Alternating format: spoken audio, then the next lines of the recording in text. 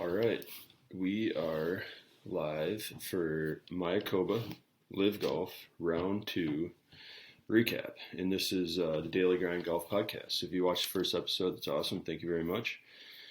And we will now do Round 2. So here we go. One thing I forgot to do on the first episode was talk about the teams. I was going to mention that stuff at the end and get into that a little bit, and I completely forgot to talk about the team. So got a little kind of list of things to do here. I'm not sure if you guys can see this, these speaker notes or not, but we're going to start with teams, talk a little bit about the course, get into the players, talk about some odds and ends at the end, and then call it good for the day. But talking about the teams, website's pretty nice because you can kind of go around and look at round 1, round 2, round 3, where everyone is standing after all those different rounds, and it's really easy to see kind of where everything was at, what changes were made over the course of the day. But clearly after round 1, with Joaquin Niemann shooting a 12 under 59, Torquay was at the top of the leaderboard, and they still are. They're a total of 15 under. They were 13 under after round 1. That was Joaquin Niemann's 12 under, and then one other person who was 1 under as well, leaving them at 13 under after round 1. After round 2, they're at 15 under with a 5-stroke lead over John Rahm's Legion X. Now, I just want to take a quick look at round 1 again, since we didn't look at that yesterday. Legion X did not have a great day. Hatton did not play well. Kieran Vincent did not play well. John Rahm played pretty good. Caleb Surratt played okay. And they were 7th at 4 under. However, now, doing much better. Had a much better day. They played 4 under yesterday.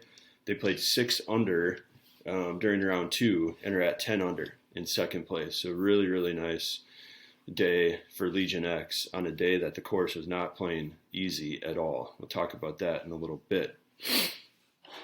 Another team that moved quite a ways up on the leaderboard was Koepka's Smash GC. Let's see here. Yeah, round 1, 1 under par. Round 2, 8 under par. Very big move up the leaderboard, leaving them at 9 under and in third place. Stinger GC, I'm fairly certain, stays in 4th. They're 6 under after round 1, added another 2 under after round 2, and that leaves them at 8 under. Bryson's Crushers, 5th place, 5 under after round 1, 2 under in round 2, leaving them in a total of 7 under. I just kind of want to see how far some of these people moved. So Crushers are in 5th. They were in 6th yesterday. Sergio's Fireballs they are in 7th. And they were also actually in 7th yesterday. I thought for some reason they were higher up on the leaderboard after round 1, but that is not correct. A team that did move pretty far down the board, though, was the Cleeks. They were in 2nd yesterday, 8 under, and then today had get on the right screen here. Cleeks, 8 under yesterday. Had a 6 over par round today with their 3 players that were counted in this, and they sit in 9th place at 2 under. The 4 Aces, another team that had very, very similar situation. Some of this obviously due to the conditions today on the course with the wind, but some teams were not as affected by that wind, like Legion X and Smash GC. Played really, really good golf today. And then also the Majestics. They kind of did the opposite of some of these guys. They were 4 over yesterday in round 1, 6 under in round 2. So moving up. Those guys really need to move up the leaderboard. They had just a terrible year last year, and their jobs are on the line, along with, all of these guys, but them especially. But yeah, Cleeks, a major move down the board. The 4 Aces, a major move down the board in 10th place right now. And Range Goats, they're just in last. Bubba's Range Goats, they were even yesterday. They were 1 over today. and they're actually tied with Phil's High Flyers, also at 1 over.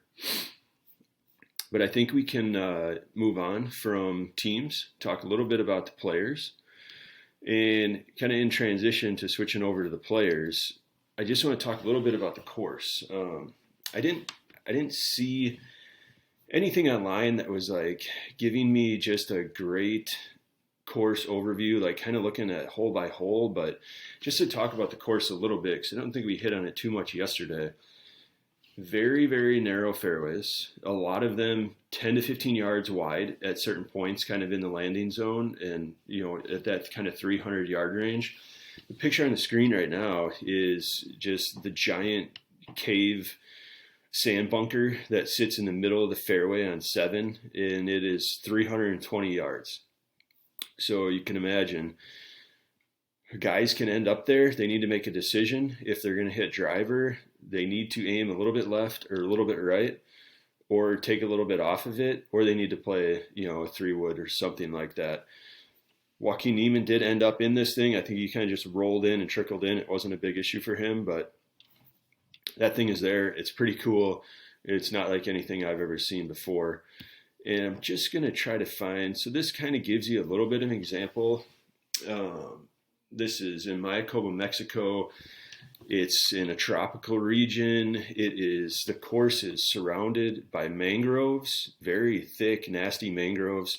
You can be a little bit left, you can be a little bit right off the tee, but if you're not hitting the fairways on a day like round 2, when the wind is just howling, when you end up in the rough, you just can't control the ball quite as much, and you're just not hunting the pins like the guys were on day 1. On day 1, the rough was not as bad as the rough is on day 2 because of the wind. And that, I think, is where a lot of the bad scoring happened yesterday. And I think, Sergio, for example, let's just take a look at Sergio real quick. He was 6 under on day 1, 1 under on round 2. He's still doing fine. He's 4 under. But I guess what I want to get at is that on round 1, he was a lot of drives were going left. He was hitting a lot of second shots from the rough. But he's able to save himself out of there because there was no wind. Conditions were perfect. Day 2, he was doing the same thing. Not as safe hitting out of the rough anymore. Can't control the ball. Can't land it close to the pin. In a 5-stroke difference from round 1 to round 2 for Sergio. So just wanted to mention that. But the guys that were not hitting the ball straight off the tee or landing it in the fairway were struggling on round 2 because of the wind. But Joaquin Niemann, we'll start there. 12 under after round 1, just a 1 under round 2, still in the lead, leading by, let's make sure, leading by 4 strokes over Dean Burmester and John Rahm. This is a great situation for LIV. We're in the scenario they probably hoped they were going to be in. Maybe they were just hoping, Rahm is just their biggest investment. Probably want him to just come out and win. And now we have a situation where Joaquin Niemann shoots a 12 under. He then shoots a 1 under and is now 13 under. Rahm had a really good day on day 1. Ended up with kind of 2 bad holes at the end that kind of soured the round, but came out, shot a very solid 4 under on a very windy day, and is now 9 under, 4 shots behind Joaquin Niemann. Everyone is wondering, can Jon Rahm now come out, hunt down Joaquin Niemann in 18 holes, and win his first LIV Golf event? We will find out very soon. Dean Burmester kind of had 2 good rounds. He was 4 under on round 1, 5 under on round 2, just sits 9 under. Tied for second there. We already kind of hit on Sergio a little bit. Just kind of wild off the tee. Wasn't able to save himself out of the rough as well on round 2 because of the wind. But still kind of hanging in there. I think this tournament is simply between Jon Rahm and Joaquin Niemann at this point in time. If I really had to guess, one of those 2 people is winning this event. I don't know enough about Dean Burmester to totally count him out yet, but I don't see him winning this tournament. But I will mention a couple other things. We talked in episode 1 about how do we compare these guys to PGA Tour. We don't have strokes gained data. We don't know if the course setup is the same, but we can talk about course history, where these guys have played, where the PGA has played. We can also talk about the guys that are playing on other tours, like Dean Burmester. 4 of the first 6 DP World Tour events this season were won by LIV golfers. I don't think we can anymore just say that. I don't know what that means. I just don't know. I think we kind of can make sense of it. Like, these guys are the real deal. They're playing very good golf. They're winning professional golf tournaments on LIV, on the DP World Tour. One of these guys is going to win a major this year. That is a prediction of mine. I think Hovland wins a major. I think a LIV golfer wins a major. And then I don't know who wins the other 2. But Dean Burmester won the first DP World Tour event this season. Joaquin Niemann has won a DP World Tour event this season. Very clearly, both guys on the top of the leaderboard, continuing to do what they do. And then Luis Oosthuizen has won 2 DP World Tour events. He's not playing great right now. He's tied for 11th. He's probably not winning this tournament, but just a little side note that another comparison. When we can get some good comparisons between these guys and all the other professional golfers in the world, I think we'll just take that to our advantage and use those. But Charles Howell III, just playing steady golf, 3 under on round 1, 2 under on round 2. He's 5 under, tied for 5th. I just don't see these guys coming back, somewhere around 13 under, 14 under, 15 under is winning this tournament. I don't see these guys coming out and shooting 10 under. Maybe somebody does that. And if somebody does do that in this area, I'm going to say that the next guy we're going to talk about, Brooks would be the guy. 2 under in round 1, 3 under in round 2. He is now 5 under. Another day similar to round 1. Obviously, you can see that with the scoring. His putting is just, it's fine, but he is just, there's some that are just sniffing the hole and kind of breezing by. A lot of guys were struggling with the putting yesterday. I'm guessing the howling wind had something to do with that.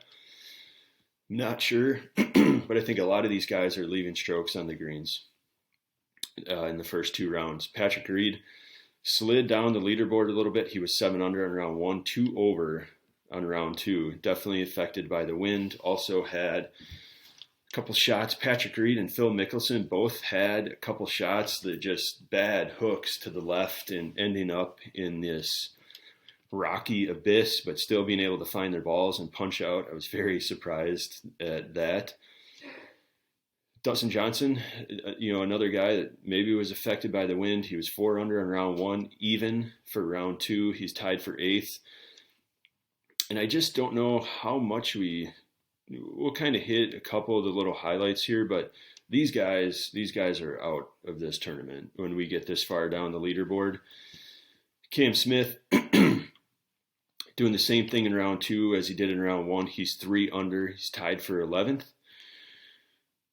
Who else should we mention here?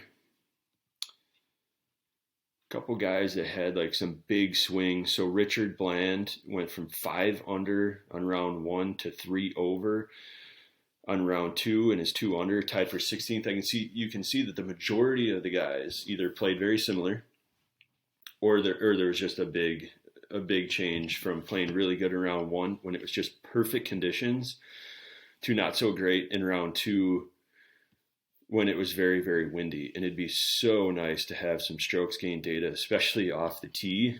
Love to see obviously the putting and maybe some around the green stuff, because a lot of these guys were having to use the short game yesterday. I'm recording this in the morning on Sunday here. So when I say yesterday, I'm talking about round 2.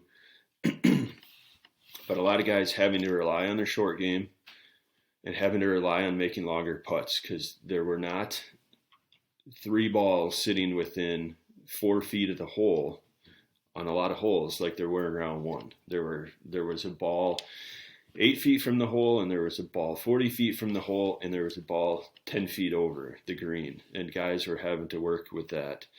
Taylor Gooch made a little bit of improvement. He's 1 under. He's in 19th place. Ian Poulter was one guy I'll just mention. He had a 6-shot swing over the 2 days. He was +3 after round 1, -3 in round 2, and sits even, tied for 24th. Just good to see him at least play a little bit better. And I don't think we need to really talk too much about a lot of these other guys. Some guys, they were just so far down the leaderboard. But I guess what we could do is mention some of these newer guys. Hatton is one guy that I would like to mention. And even let's talk about Bryson too real quick. Bryson just not a great day. 3 over par in round 2, which leaves him 2 over par. He had a 4-foot putt at one point in time and left it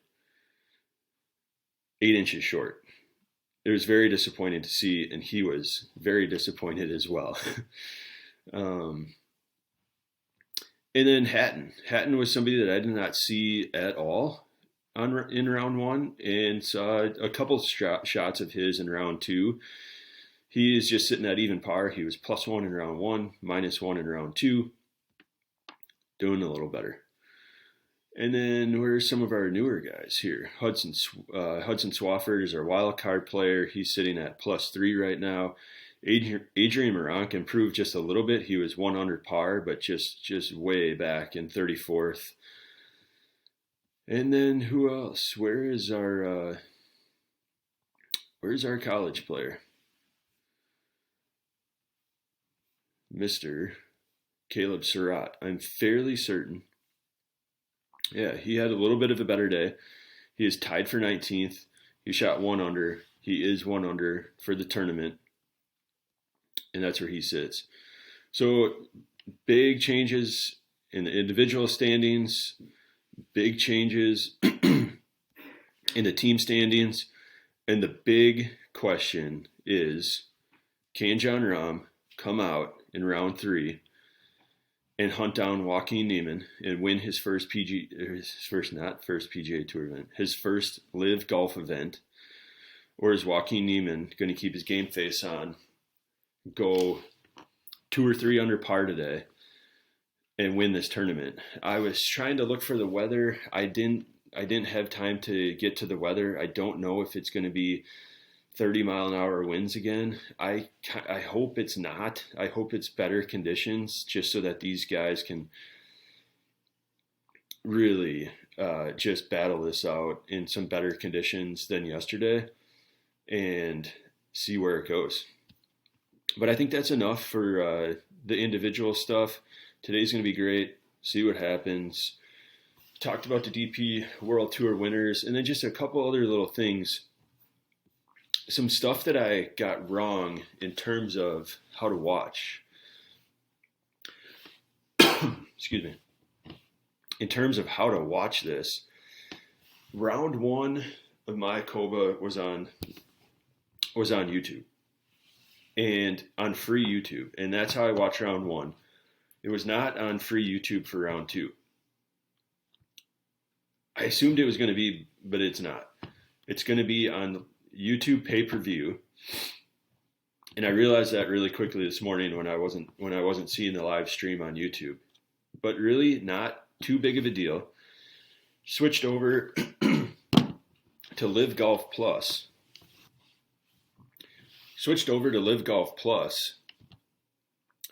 I had to essentially just plug in my email, and I was watching golf. It worked totally fine, interactive. It's live, you can go back. I got a little bit behind, and I was just watching and skipping ahead from time to time. But that was very, very easy to do. Also, while I was doing that, just downloaded the app on my phone. The app is very nice and easy to use. But in regards to watching the live stream on the LIV Golf Plus website and the LIV Golf app, I am fairly certain that you can do it while it is live. And I hope I'm not confusing you by saying that, but what I'm getting at is by the time the broadcast ended, which was 6 hours long, I was only 3.5 hours into the broadcast just because of stuff I had going on during the day. So I was behind.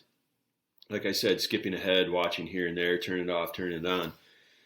But then once the broadcast ended, I was not able to watch it on my phone, on the app. It just stopped and went to like a 1 minute kind of preview video.